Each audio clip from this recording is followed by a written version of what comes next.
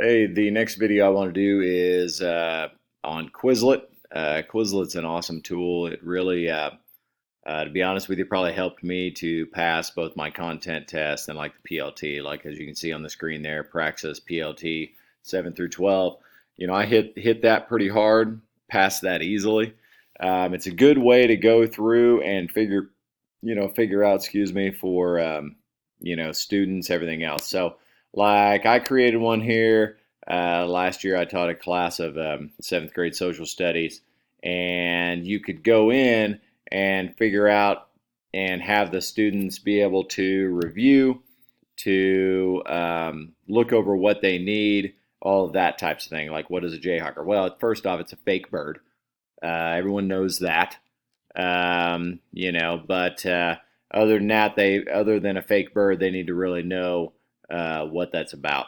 So you can kind of go through. They can add those cards. They can figure out, um, what everything is. And these are matched up here, term and definition.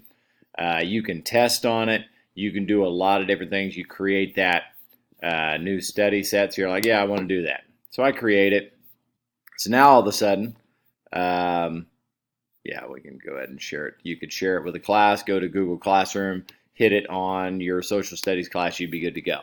Other than that, you got flashcards. You're like, compromise. What are they talking about? Okay, that's an agreement or settlement of a dispute that is reached by each side making some sort of concession. Beautiful. Or if I click on learn, what it'll do is it'll have me answer a bunch of questions. So there's 18 questions.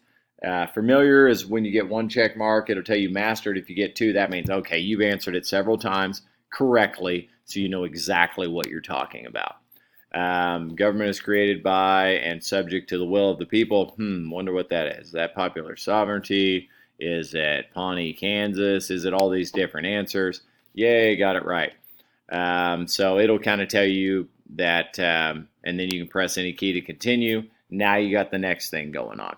And you would go through and figure that out.